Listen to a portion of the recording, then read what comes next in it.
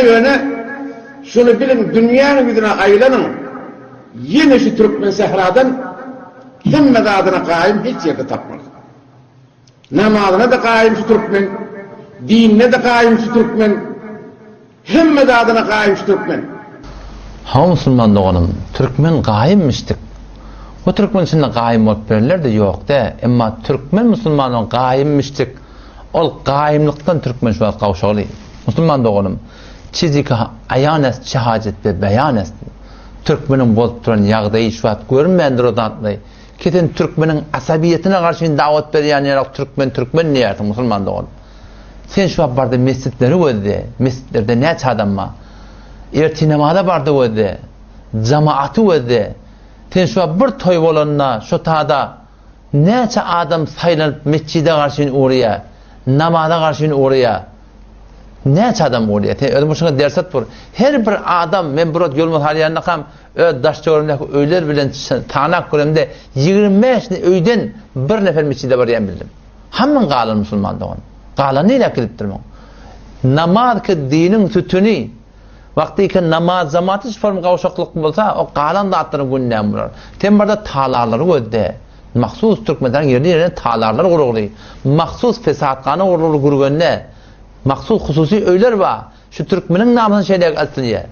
Ne kadar pezilaylar var, ne kadar fesatlar var, ne kadar hususiler var. Ketin şun içinde Müslümançılıkta hen din, diyanet deyip barakım.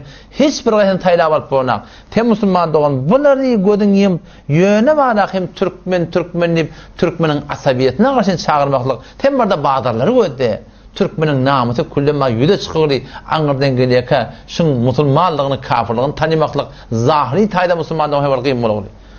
O hem sen gelip Türkmenin malakım, Türkmen haca kon bir vat qaimmişlik mağurun yok. Belli örtlerini qaim örtlerler ba içinde. Emma biz qinan taqta gün be gün awal yıl be yıllı inni gün be gün hefte be hefte biz Türkmen iyiliği din diyanatmadı 50 mertebesi Müslüman doğan. Şu Peygamber Allah'ın haqqalı dini perlen yağdayını odan, dini perlen yağdayı. Şu haqqalı Peygamber'in haqqalını günne gün aşqalarına koyup durlar. O ne mi deyip? Men xoda şahsan olaqan taqdirlen yanına barıp şanxını göründe soramda men haza qon taqdirjan şi haqqat hirmaqlı qaram. O sen şunu tam qarashlar aytmaqlın göründe sen moğoluna aytmayan sen moğoluna haqqat hirkelip ya. Onda ne mi deyse qavli? Biz diye men aytsak diye bilen hemmet diye çıkar giderdi. Men haza qon dedim şuna irticama ulgu olmalı. Milletçilerden öğrenmeli, millete şile öğretmeli. Qaytam bila eğer beyle olsa ertek gün Cami'an yağda enerji olur. Enşvaşı var oğullar. İnerken yan yol mutaliyanına doğatalının kodu öde itti. Ne mi diyebiliyor musun? Ahun adam. Ki 10 yıl, 10 yıl tenksi takdir diyen adamdan elini okuyan ahun muttur. Cavan oğlan takkalı koyuyor. Hacı ahunla takkalı koyuyorsun yazacak. Ne mi diyebiliyor cavan oğlana? Ne edip bir yerden bunu? Tirin ayrı yok oldun bunu. Bir de mecbur koyuyorsun. Men değil mi hemma kulla şeyle? Yetin hemma kullanız şeyle. Emma kıynansak da şu bizim Türkmen diyanatımda şu suratında evriliptu, deyiliptu. O ne mi deyip? Çünkü şunu anırdan gayen terbiyet vermeklik barakım tertibinde Müslüman doğan katı kıyım olur. Katı kıyım olur. Hatta sen şu an şu namaz zamanın kavuşamaklarına kim sebep Müslüman doğan? Şu ahumolu sebep da toy oluyor, yas oluyor.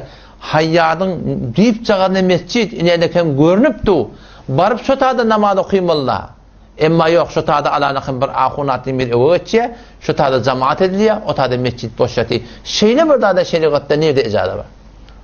Peygamber Huda Aleyhisselam Abdullah Mektum radıyallahu anh kör adam gelip soranına ya Resulallah şöyle bana cemaattan kalmakla icada var mı? Önce icada verip soram ne mi? Adan eştiyen hava ya Resulallah. Adan eştiyen bakın icada yok deyip köre icada vermektir Peygamberimiz namaz cemaattan kalmakla. Deyip başarıya mısın şöyle öldüğünde daşça vereceksin bilen ya oğlan uşan bilen cemaat eda demektir şu Müslüman doğun. Peygamberimiz öyüne otlayacak deyiptir. O bir adamlar ki adan çekilip duha şu tadı mescide gelmeyen adamdan Peygamberimiz öyüne otlayacak deyiptir Müslüman doğun.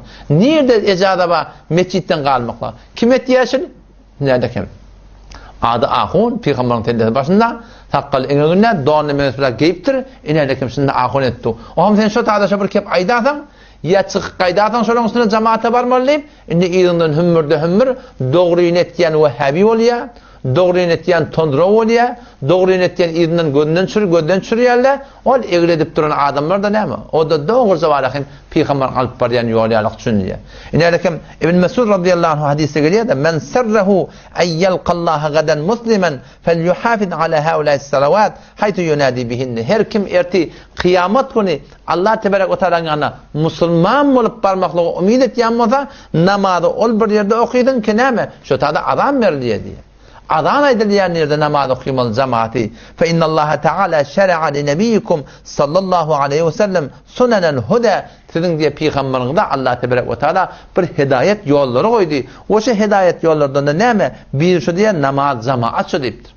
Eger siz falany şeýle öýünde namaz okuyýar diýip siz öýde namaz okuyýaňyz, onda siz Peýgamberiň ýoluny terk eden adam, we eger siz Peýgamberiň ýoluny terk etdiňiz, siz gomrah bolarsyň diýipdir da Peýgamberimiz. Meger Peýgamber Huda aleyhisselam bir de olgu dämeşiň hakynda. Şu öz hayatında, ahir hayatında ölecek ol berikada iki koltuğundan adam gelip tüyrenip berakin mescide gelipdir. Ayyaşamağa taňa olgu dämi? Kur'an'dan edip beri namaz zamatın ehmiyetini. Ama bunu millet bilenak, millet kimin senden bilmeli, Müslümanın bizim senden bilmeli. Ama birisi bet ulguğul olmaklık bilen, bet emeliyle bilen, hakikati aitmasılığımı bilen malahim, ne kadar camian galat fıkhine bir sebep bulur Müslümanın. Cami'a ters sürmeklerine bir sebep bulur.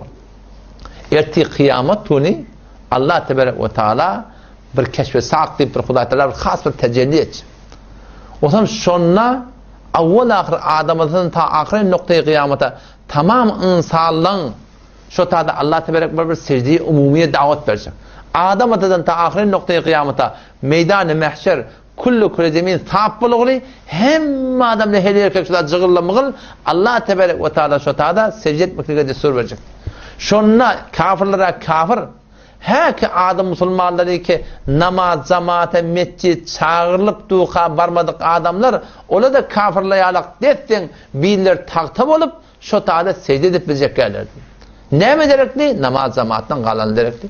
Emma siz sadece şunu mescidin kaptacığına hayatı bir çadırda inelekim uliyle arasında şu yonmoluglu millet cemaate gelenak ne mi deyip çünkü falan akun falan takdir şu tada balakım cemaat işet forum kuruyor ve aynı şibat bir cemuratta şuna mengleş ne kadar ha mavaretler var bizim mantığı Türk meseramızda doğru kitapta yok da şeriatta yok da bir gödüne dönen bir öğretçe şeriatta yok da yönetçe inelekim gelip de mukabalında sen hakikat aytsan inelekim velvele ne mi diye falan akun akulları rahmana ihanet ettiye akulları betzebani ettiye akulların avrayla yok Müslüman doğun ayeti Kur'an okuyup veren kulak namaz zamanı hakkında yevmen yukşefu an saqin ve yud'avne iles sucudi felâ yesteti'un خاشعة أبصارهم ترهقهم ذلة وقد كانوا يدعون إلى السجود وهم سالمون يوم يكشف عن ساق البرغنيك قيامة قد أرقين سلطان ألتنتا ويدعون إلى السجود تمام انسانları heleler erkekler Adam'a tadanta ahirin noktayı kıyamet hem insanları secde karşında sürülecek فَلَا يَسْتَتِعُونَ secde edip bilmeler şolar diye خَاشِعَةً أَبْصَارُهُمْ gözleri etekte terhakuhum dille yüzleri kapkara katı bir zillet olur katı bir zillete mubtala bolugly o näme diýip zillete mubtala bolupdyr adam musulmanlarda secde etmeyecek diye وَقَدْ كَانُوا يُدْعَوْنَ إِلَى السُّجُودِ قَدْ onlar awvalky dünýede secdeye karşı namaz cemaate karşı çağırýarlar وَهُمْ سَالِمُونَ salim bolup gelmeýärler diye. Kim hakkında gelipdir? Namaz cemaate gelmeyen adamlar hakkında. İbn Abbas radıyallahu anh'a 4 kitaba kasam ispaýdypdyr. Kur'an'a kasam, Tawrata kasam, İncil'e kasam, Zebur'a kasam. Şu ayeti Kur'an ol bir adamdan hakkında eýnigli. Kişi mescid namaz adan çekilip duha mescide gelmeyen adamdan hakkında eýnigdir. Vay bahal ol adam eken namaz okuýman gerek vay bahal ol adam eken öýüne namaz okuýan mescide barmasaň bolýar diýip.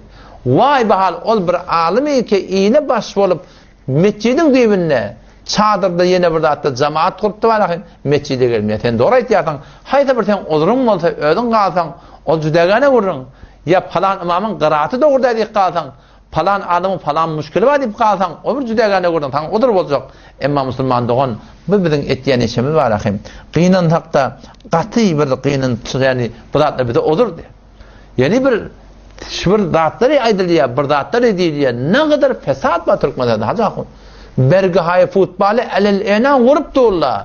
Sizinki elinizden geliyor, siz ne için aytmayarsınız? He? WhatsApp'a sen şu barda var, cumma vakti lab hümmür lab doğruca haram meclis. Allah tebarek ve teala 140. ayette Sure-i Nisa'da şeyde bir halaf-ı şeriat celetelerde şeriket etmeklik münafık deyip Allah tebarek ve teala aydıptı. Şu ulukan fesatlar bula aydlanak. Emma gelip de varahim bir nesana Müslüman doğun Kur'an'a vura, sünnete vura, şeriata vura, Hanefi mezhebe vura, bol olsa, şuna vura aytacak olsa, diyecek olsa, inelekin bütün gülmüsü de, şeyde bir töhmetler bilen, şeyde bir yalanlar bilen, şeyde bir bolar olmadı kepleri bilen marahim. Evo geliyertinin ki nihayeten biz mecbur oluyor, esiri olmakla. Aylık diyen biz volttur, dolar diyen biz volttur, na'uz billah Kur'an inkar etiyen biz volttur, Peygamber inkar etiyen biz volttur, na'uz billah. Peygamber var senem ekber diyen bir bottur. Hemmesi de töhmet Müslümandır. Allah Teala sana tevfik versin. Yöne avval ahir men bar taqaza etdiyen Müslümandır. Sen ve senin manendin kime alamet diyen botanız. Getirin inşallah otur şöyle bir gurur mu yok. O siz hakikatin edene değil mi? Biz de hakikatin edene. Sen aytdiyan amallahını kep düşündürüp bolanak. Mufti Merdani kep düşündürüp bolanak. O millet düşünüyor ahi. Kim cevap verip bilmeyen, kim cevap verip bilmeyen. Allah Teala tevfik versin. Bari öbür böyle kuruna.